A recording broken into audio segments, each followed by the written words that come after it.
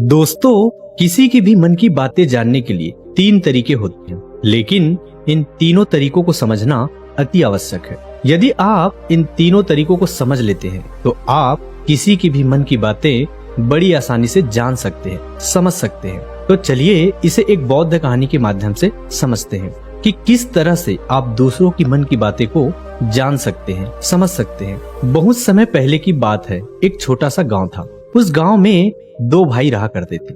बड़ा भाई अंधा था, जिस कारण वह हमेशा घर पर ही बैठा रहता था, और छोटा भाई खेती किया करता था। लेकिन खेतों में अधिक जानवर आने से पूरी फसलें नष्ट हो जाती थी, जिस कारण छोटा भाई बहुत परेशान हो चुका था। तभी उसे एक तरकीब सूझी। एक दिन उसने सोचा, खेतों में से जानवर को भगाने के लिए क्यों ना मैं अपने बड़े भाई की मदद लूं।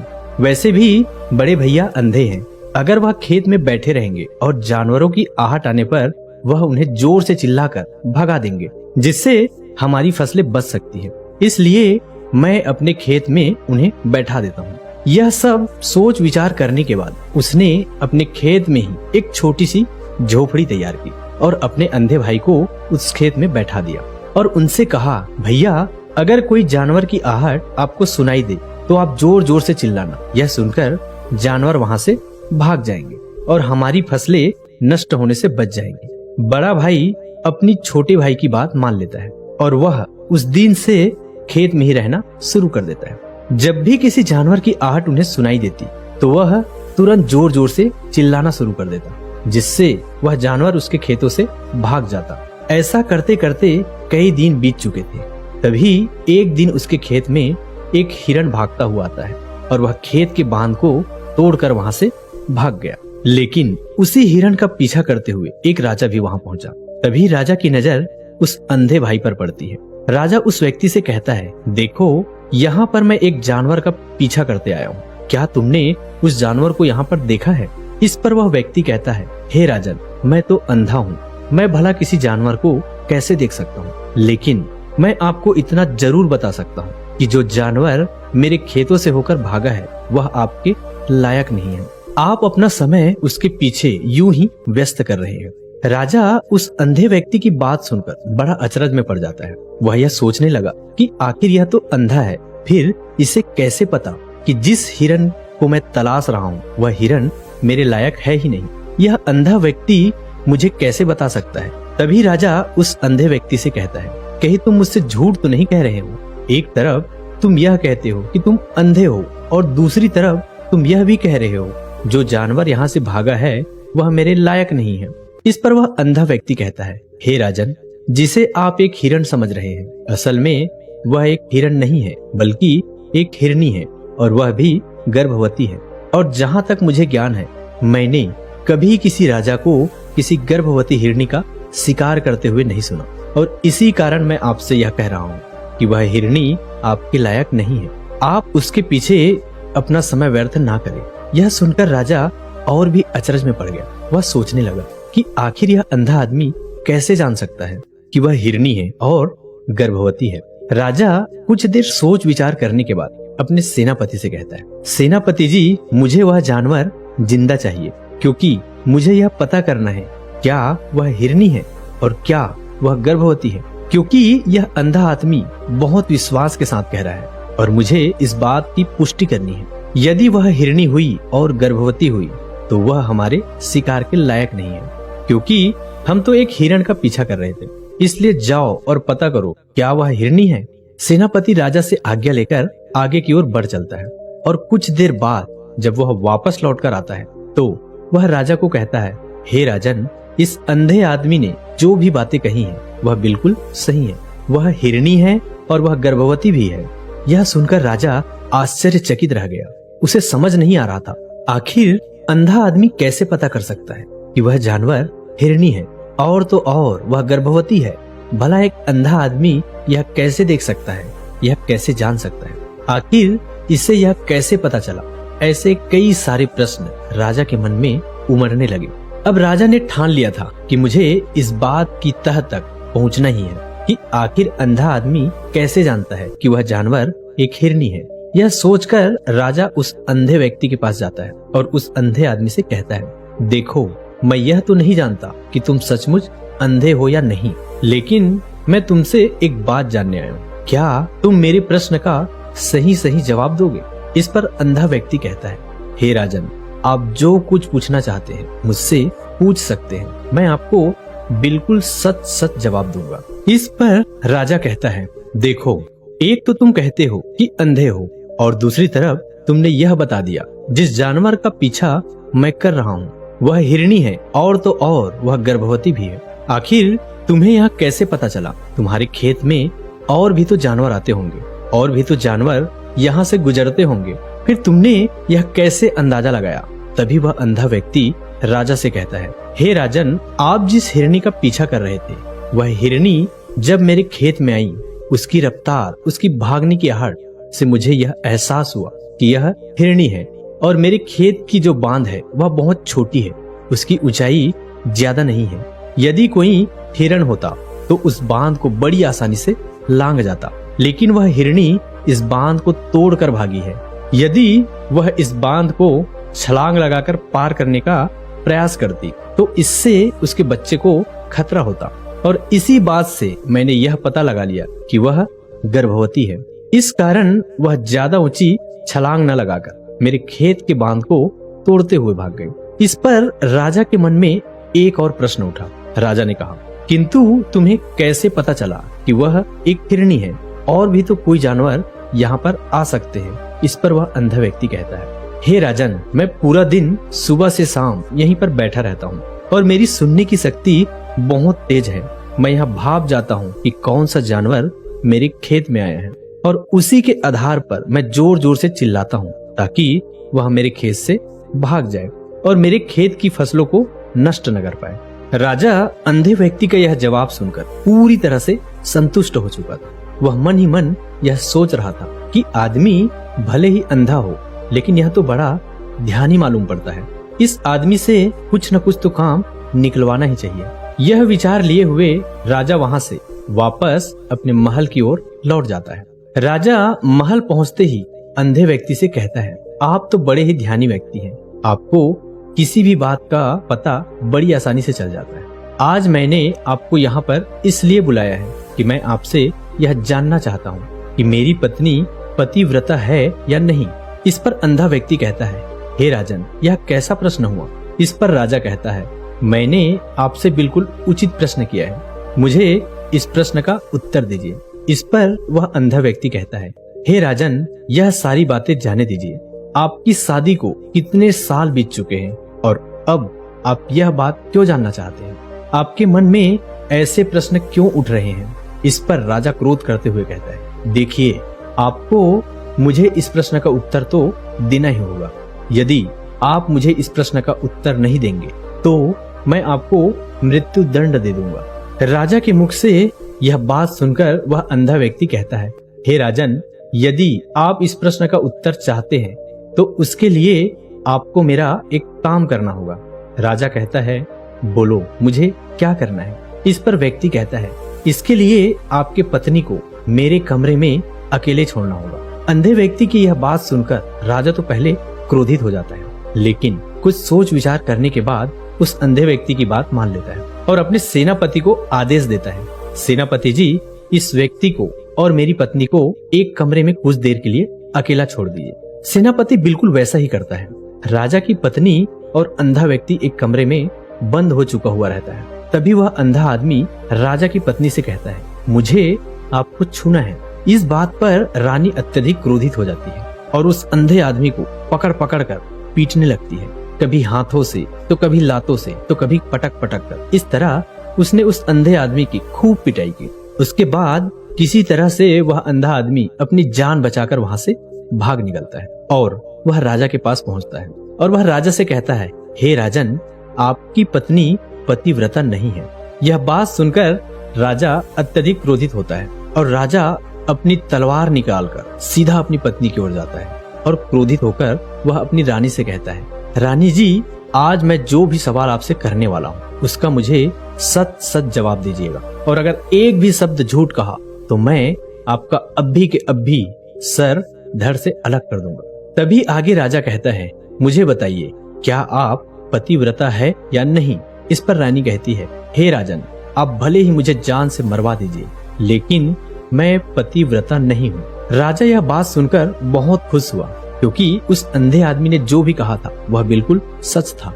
यह बात सुनकर राजा तुरंत उस आदमी के पास पहुंचता है और आकर उस अंधे आदमी से कहता है, तुम्हें कैसे पता चला कि मेरी पत्नी पतिव्रता नहीं है। इस पर वह अंधा आदमी कहता है, हे राजन, बड़ी सीधी सी बात है। मैंने तो आपकी पत्नी से बस इतना ही कहा था कि मुझे आपको छूना है, और इस बात पर वह इतना क्रोधित हो उठी कि उन्होंने गुस्से में आकर मुझे लात घुसा से मारा और पीटना शुरू कर दिया। और भला कोई औरत किसी और मर्द को कैसे छू सकती है, लेकिन उन्होंने न आंव देखा न ताव, बस लात घुसे मुझ पर बरसाने शुरू कर दी। वह भी तो एक छूना ही हुआ, और एक पतिव्रता नारी कभी भी किसी पराये मर्द को नहीं छूती। जब मैंने उसे छूने के लिए कहा था तो वह उस वक्त मुझे मना कर सकती थी, लेकिन उन्होंने तो मुझे पीटना शुरू कर दिया और देखते ही देखते मेरे पूरे शरीर को छू लिया। अब आप ही बताइए, ऐसे पत्नी भला कैसे पतिव्रता हो सकती है। इस पर राजा कहता है, तुम तो बड़े ध्यानी मालूम पड़ते हो। अच्छा ठीक है, चलो तुम मेरे एक प्रश्न का और जवाब दो। यदि तुमने मुझे इस प्रश्न का सही सही जवाब दे दिया तो मैं तुम्हें यहाँ से जाने दूंगा। आगे राजा उस अंधे आदमी से कहता है कि तुम मुझे यह बताओ कि मैं सच में अपने पिताजी का ही बेटा हूँ या फिर किसी और का। इस पर वह अंधा भी कहता है, हे राजन, इस बात से आपको क्या लेना देना, आप किसी की भी औलाद हो, आखिर आप है तो इस राज्य के राजा, इसलिए इस प्रश्न को जाने दीजिए। लेकिन राजा कहता है, नहीं नहीं, मुझे इस प्रश्न का सही सही जवाब चाहिए, अन्यथा यह प्रश्न मुझे हमेशा परेशान करता रहेगा, इसलिए मैं इसका सही सही जवाब जानना चाहता हूँ। यदि तुम इसका सही सही जवाब दे देते हो तो तुम यहाँ से जा सकते हो, मैं तुम्हें नहीं रोकूंगा। इस पर वह अंधा आदमी कहता है, हे राजन, इसके लिए तो मुझे आपके माँ के पास भी जाने की कोई आवश्यकता नहीं है। मैं आपको अभी यह बता सकता हूँ कि आप किसकी औलाद है, लेकिन उससे पहले मैं चाहता हूँ कि आप मुझसे एक वादा करें कि आप मुझ पर क्रोध नहीं करेंगे। राजा ने कहा, मैं तुमसे वादा करता हूँ, मैं तुम पर क्रोध नहीं करूंगा। इसके बाद वह अंधा आदमी राजा से कहता है, हे राजन, आप है तो अपने पिता के ही पुत्र, लेकिन आप पर एक कंजूस सेठ की छाया पड़ी हुई है। यह सुन राजा बहुत क्रोधित हो उठा और वह तुरंत तलवार निकालकर अपनी माँ के पास जा पहुंचा। वहां पर पहुंचने के बाद अपनी माँ से कहता है, माँ, मुझे सच सच बताइए, क्या मैं अपने पिता का ही पुत्र हूँ या नहीं? यदि आपने मुझे सही सही नहीं बताया तो मैं यहीं पर अपने प्राण त्याग दूंगा। मुझे बताओ सच क्या है। इस पर उस राजा की माँ कहती है, बेटा, तू है तो अपने पिता का ही पुत्र, लेकिन तुम्हारे ऊपर एक कंजूस सेठ की छाया पड़ी हुई है। जब मैं एक बार नहाने के बाद अपना मुंह आईने में देख रही थी, तभी उस कांच के पीछे मुझे एक कंजूस सेठ नजर आता और उसी की छाया तुम पर पड़ चुकी थी।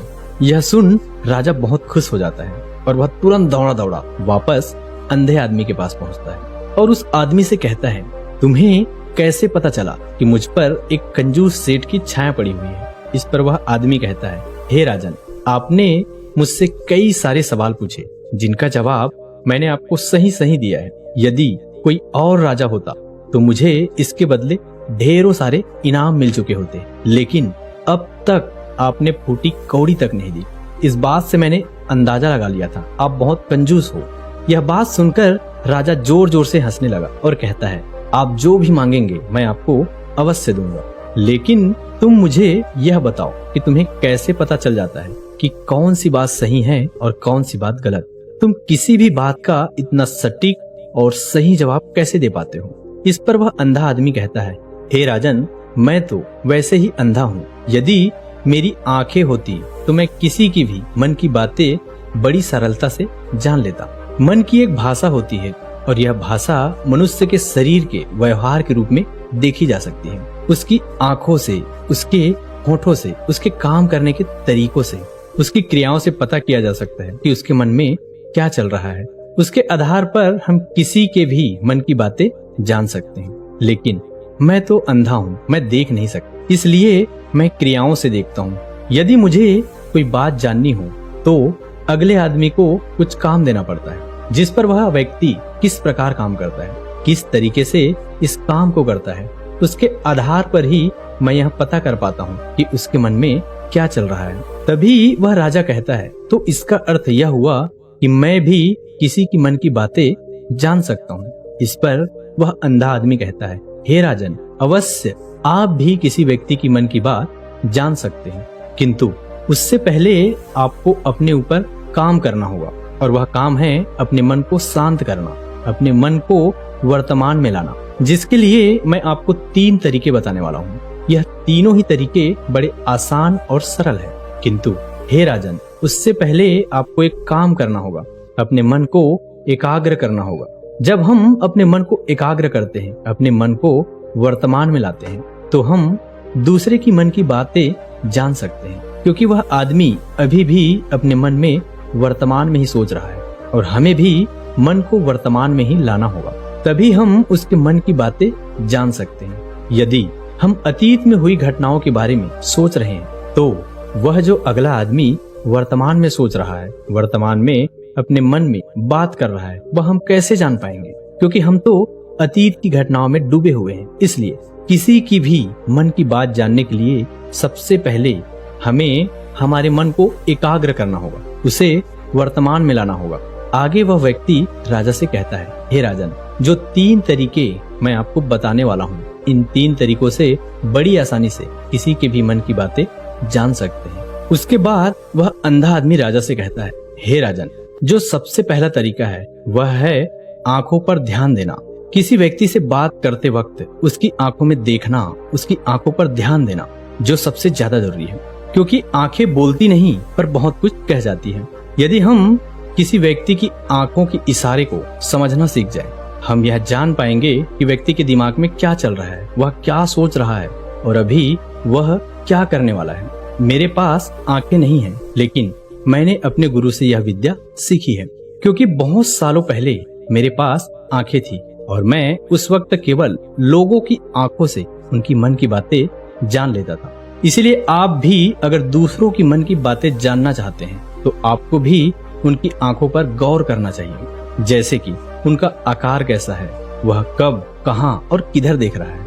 यदि उसकी आंखें यहाँ वहाँ घूम रही है, जब आपसे बातें कर रहे हैं, तो वहाँ वह इधर उधर मोड़ रहा है, कभी ऊपर तो कभी नीचे या कभी आसपास, या फिर उसकी आंखें खुश नजर आ रही है या फिर आंखें निराश नजर आ रही है, जैसे कि चोर होता है। उसकी आंखों में जब हम देखते हैं तो हमें यह पता चलता है कि अगले आदमी ने कोई गलती की है। ठीक उसी प्रकार जब हम किसी चालाक आदमी की आंखों में देखते हैं, तो आपको पता चलेगा कि उसकी आंखों में भाषा होती है। एक सीधा और सरल आसान तरीका होता है। यदि आपको यह पता लगाना है कि सामने वाला व्यक्ति आपसे झूठ कह रहा है या सही, तो फिर आपको उसकी आंखों पर ध्यान देना अत्यंत आवश्यक है। यदि आपसे बात करते वक्त वो व्यक्ति अपनी आंखें यहाँ वहाँ घुमा रहा है, ऊपर नीचे इधर उधर दाएं बाएं हर जगह देख रहा है, तो इसका अर्थ यह हुआ कि वह उस बात से निकलने का कोई रास्ता ढूंढ रहा है या कोई झूठ बना रहा है। यदि सामने वाला व्यक्ति आपसे कुछ झूठ कहने का प्रयास कर रहा है, तो वह आपसे नजर नहीं मिलाएगा, वह यहाँ वहाँ देखेगा, ऊपर नीचे देखेगा, लेकिन वह आपकी आंखों में आंखें डालकर कभी नहीं देख पाएगा, क्योंकि उसे डर है कि उसने अगर आपकी आंखों में आंखें डालकर देखी तो उसका झूठ पकड़ा जाएगा और लोगों को सच्चाई का पता चल जाएगा। और इसी प्रकार कुछ और भी भाषाएं होती हैं। जब आप किसी की आंखों में आंखें डालकर देखना शुरू कर देंगे, उसके हाव भाव क्या है, ठीक उसी प्रकार चेहरे के हाव भाव होते हैं, जिससे हम मन की बातें बड़ी आसानी से समझ सकते हैं, और इन्हें भी समझना बहुत जरूरी है। कभी कभी कोई व्यक्ति अपने चेहरे से, जैसे आंख, होंठ, बहुत से कुछ अलग अलग व्यवहार करते हैं।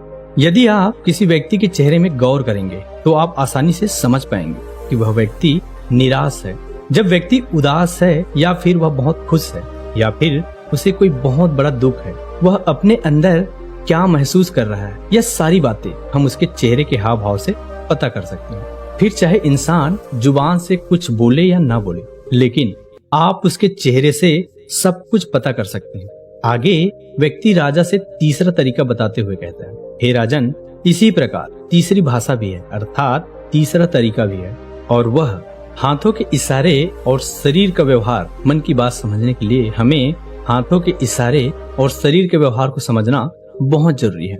कोई व्यक्ति जब बात करता है तो आपने देखा होगा वह अपने हाथों को हिलाते रहता है, अपने हाथों से इशारा करते रहता है। बातों के साथ साथ अपने शरीर का जो व्यवहार है अर्थात बॉडी लैंग्वेज, उसका पूरा उपयोग करता है, जिससे हमें यह पता चल पाता है कि व्यक्ति हमारी बातों पर कितना ध्यान दे रहा है और उसके मन में क्या चल रहा है। शरीर के व्यवहार को देखने के लिए उसके हाथ मटकाने, शरीर मटकाने और चेहरों पर बार बार हाथ लाना, हाथों का एक दूसरे से मसलना, ऐसी बहुत सी क्रियाएं होती हैं, उस पर हमें ध्यान देना अति आवश्यक है। मन की बात को समझने के लिए हमें शरीर के व्यवहार को भी समझना पड़ता है। यदि हम इन 3 तरीकों को सही तरीके से ध्यान देकर इन 3 तरीकों को अच्छे से समझ लेते हैं तो बहुत जल्द हम किसी भी व्यक्ति की मन की बातें बड़ी सरलता और सहजता से जान सकते हैं। इसलिए यदि आपको किसी की मन की बात जाननी है तो आपको उसकी आंखों पर, उसके चेहरे पर, उसके शरीर के हाव भाव और उसके हाथों को ध्यान पूर्वक देखना और समझना होगा, जिससे आप यह समझ पाएंगे कि आखिरकार उसके मन में क्या चल रहा है और वह क्या सोच रहा है। लेकिन उससे पहले आपको अपने मन को एकाग्र करना होगा, शांत करना होगा और अपने मन को वर्तमान में लाना होगा। तभी आप उस व्यक्ति की सभी क्रियाओं पर ध्यान दे पाएंगे, उन्हें समझ पाएंगे। अन्यथा यदि आप अतीत की घटनाओं में व्यस्त हैं, भविष्य की योजनाओं में व्यस्त हैं, तो आप उस व्यक्ति के हाव भाव पर कभी ध्यान ही नहीं पाएंगे और ना ही आप कभी यह समझ पाएंगे कि आखिर उस व्यक्ति के मन में क्या चल रहा है, वह क्या सोच रहा है। आपने देखा होगा कि ऐसे कई बड़े संत महात्मा हैं जो बड़े ही शांति से आपको देखते हैं और आपको देखकर ही बता देते हैं कि आपके मन में क्या चल रहा है, आप हमसे क्या जानने आए हैं। और इसका सबसे बड़ा प्रमुख कारण यही है कि वह आपको पढ़ सकते हैं, आपको समझ सकते हैं, आपकी मन की बातें जान सकते हैं, क्योंकि उनका मन एकाग्र है, शांत है और यही कारण है कि वह आपकी मन की बातें बड़ी सरलता से समझ जाते हैं। दोस्तों, कैसी लगी यह कहानी आपको कमेंट सेक्शन में जरूर बताना, और अगर अच्छी लगी हो तो इस चैनल को सब्सक्राइब करके नोटिफिकेशन बेल को जरूर ऑन कर देना, ताकि कोई भी ऐसी ज्ञानवर्धक कहानी जब हमारे चैनल पर पोस्ट हो तो आपको तुरंत नोटिफिकेशन पहुंच जाए। तो मिलते हैं किसी अगली कहानी में, तब तक के लिए अपना ख्याल रखिएगा। जय हिंद, जय भारत।